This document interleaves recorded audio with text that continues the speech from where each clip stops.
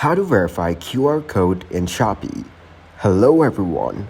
In this video, I will show you how to verify QR code in Shopee. First of all, get into the Shopee site on your web browser. After that, choose your country or region. Then, this will take you to your Shopee account.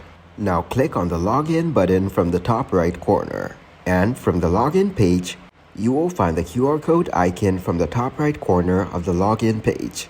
Then, you can scan the QR code to verify your identity. Once you get into the Shopee app, click on the scan icon on the Shopee application to open up the QR code scanner. And you can scan any QR code from here. Thank you guys for watching this video. Hope you got some value. Make sure to like the video and subscribe to the channel to get notified for new videos. See you in the next one.